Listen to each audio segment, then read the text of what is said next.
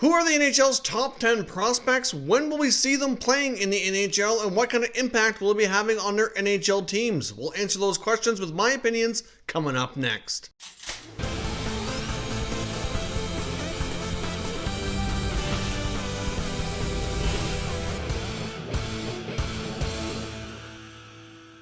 So welcome back to another video here at Top Shelf Hockey. As I mentioned today, we're taking a look at who I think are the top 10 rated NHL prospects that are going to have the biggest impact on the NHL in the near future. Hopefully once hockey gets back up and running, we'll see some of these prospects make their debut in the very near future, hopefully as early as this fall. Some of these guys have already had small amounts of action in the NHL, so we have a little bit more pro hockey experience to go on. And obviously we're not going to be seeing any goalies in today's list. Goalies I find are a completely separate position. They really progress and develop at very different rates. That's why we did a dedicated video, which was put out yesterday for the top 10 goalie prospects. If you missed that video, I will put a link to it up in the YouTube cards. You can check that out if you haven't already had a moment to check it out and watch it. But today we're just focusing on skaters with forwards and defense ranked in this video. So let's jump in here and get started with number 10. The number 10 top prospect in the NHL, in my opinion, is Drake Batherson of the Ottawa Senators. Now, he had a dominant rookie American Hockey League season, earning some time in the NHL. He's had brief appearances with the Senators over the past 2 years. He certainly was a bit of a late bloomer. This guy didn't get into major junior hockey until a later age. He wasn't drafted until his second year of being eligible as well. The Senators took a chance on him in a mid-round pick, and he's turned out quite nicely. He's a big, strong guy who can play center as well as the wing. He's always a threat offensively on the ice. He's got a great shot. He's a great passer. He's got great vision. And certainly, in my opinion, has top 6 talent written all over him. I do think Drake Batherson is going to carve himself into a top 6 permanent role over the next calendar year once the NHL gets underway here for the 2020-2021 NHL year. I think Batherson will be one of the top young players and really carve out a spot in the Senators rebuild. Number 9, we have New York Rangers prospect Vitaly Kravtsov, who was in 2019 NHL draft choice. Now, this past year has kind of been up and down for Kravtsov. In my opinion, Kravtsov's stock kind of has fallen here a little bit over the last calendar year. It's kind of been up and down, but certainly he's still a very dangerous player with all kinds of talent, and I still think and have a lot of confidence that he can be a huge part of this Rangers rebuild. We've seen the Rangers make some big strides this past year before the NHL season was suspended. They were in contention for a playoff spot. Many of their other young players are already kind of taking big strides to help this team get better, and Kravtsov is yet another piece of the puzzle coming to a regular NHL job in the very near future. He's extremely dangerous one-on-one. They're going to have a double team set up for him most of the time. Otherwise, he will burn you, and he will put the puck in the net quite often on his own. He's a very creative player, does usually think to pass first, but certainly has strong ability to finish as well. Even though he's gone up and down between the American Hockey League, back to Russia, and back to the American Hockey League this year, I really don't think that's going to stop him or slow him down. I do think some mistakes were made around what was best for him this past year, both by the Rangers, probably on his camp as well, but I think they've got all that sorted out and realized the best place for him to be is in North America, and I expect him to be having an impact on the Rangers as early as next year. Next up at number 8, we have Arizona Coyotes top prospect Barrett Hayton, who was the 5th overall pick back in the 2018 draft, but he's really become a very dominant player. We've seen one of the best performances by a captain for Team Canada at the World Junior Championships this past December and January.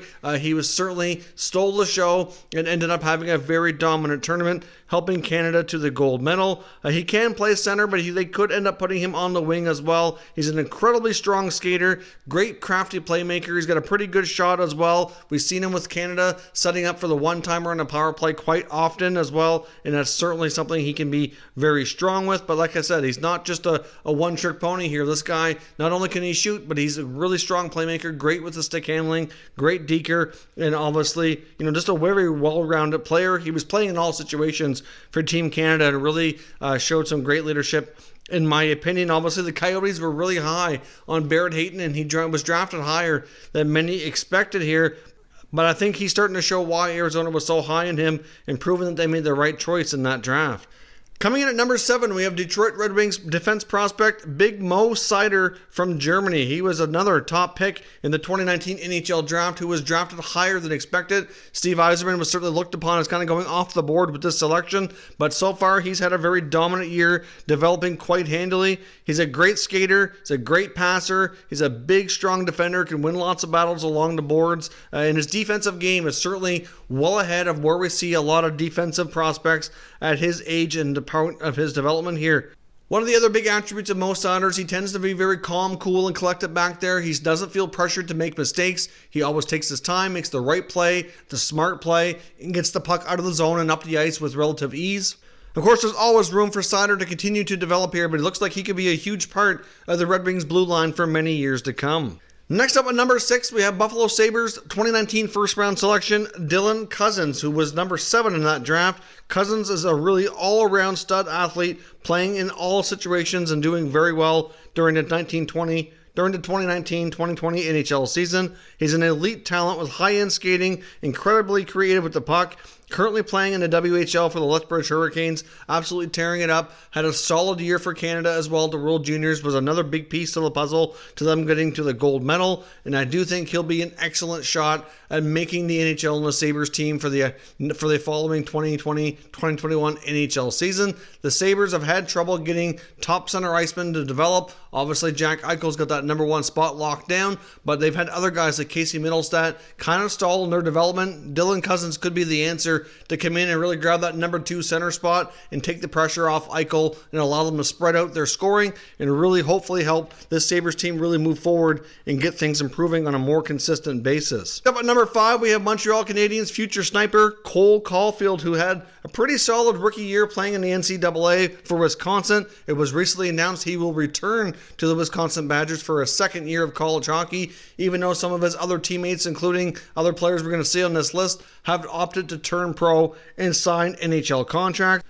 Of course, last season, Cole Caufield was a part of a dynamic duo with Jack Hughes where they absolutely broke a lot of records and were tearing up the United States National Team Development Program.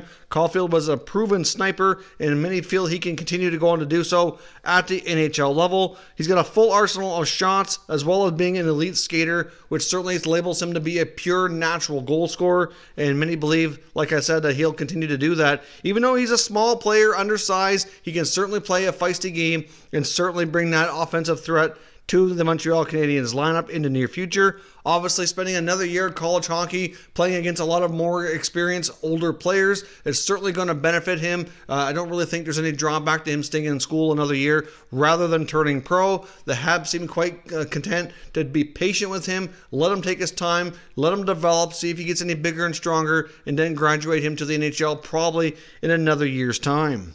Next up at number 4, we have Anaheim Ducks prospect Trevor Zegras. Now, Zegras is another player who had an incredible tournament for the U.S. at the World Juniors, one of the top players in the tournament, and really stuck out amongst many of his peers from the 2019 NHL draft. He's an elite impact player who I think could possibly become one of the top centers at the NHL level once he's got a few years more under his belt here. He's a very creative playmaker that could become the team's top center iceman in a couple years' time. Obviously, Ryan Getzlaf currently holds that position, but is slowly winding things down and doesn't have a lot of time left on his contract, and the Ducks are looking to go, younger, faster, and more skilled, and that is exactly the definition of what Trevor Zegras is. He continues to grow and improve as an overall player at both ends of the ice. Even though we didn't see him in the NHL this past year, it's not quite clear yet if he will be NHL bound for the coming season or if he's going to opt to return to another year at Boston University. But either way, when the time comes, Zegras is going to be an impact player and be a dominant one for the Ducks for many years to come. Next up at number 3, we have Los Angeles Kings top prospect Alex Turcotte, who just recently left college hockey where he was playing with Cole Caufield of Wisconsin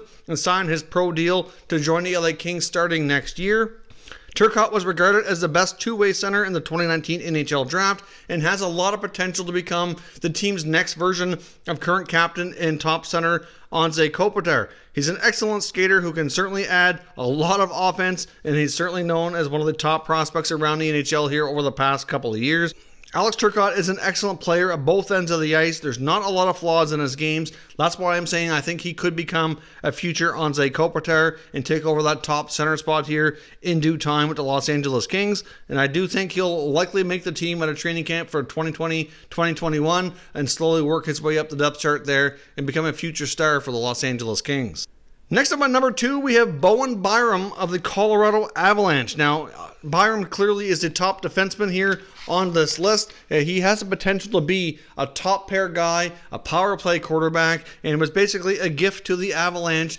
Part of the Ottawa Senators deal that when they traded Matt Duchene a couple of years ago, the Sens had the option of either sending their first rounder in 2018 or 2019 to the Avalanche. They opted to keep their 2018 pick, which turned out to be Brady Tkachuk. That looks like a very solid, smart move by the Senators. Of course, they knew what they were able to get at that time in Brady Tkachuk, and he's turned out to be a stud player for them, probably their future captain, future leader, and is going to be a dominant player in the NHL for a long time. So at that point, they were smart to do that, but at the same time, the 2019 version that they were losing still was a pretty high pick, and it turned out to be Bowen Byram for the Avalanche, who's also looking to be pretty much a stud player as well. Unfortunately, they couldn't have both. And we'll see how this works out here for them longer term. But Byram is a great skater. He certainly has the ability to surprise a lot of opposing players with his speed. He's got great vision. He's a great passer, excellent at getting out of the zone. And as I said, once they get set up in the offensive zone, he is a quarterback back there walking the line and leading the team on the offensive output here.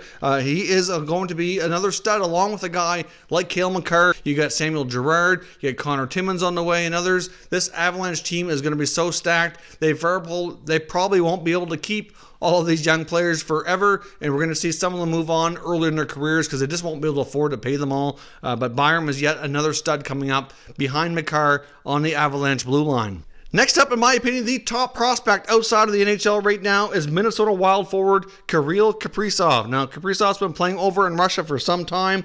He was a 2014 fifth-round selection, which could turn out to be a draft steal if he comes over and produces the way that many think he will, including myself. Now, he's going to be 23 by the time next season gets underway. He's been a pretty big star over in the KHL the past few years.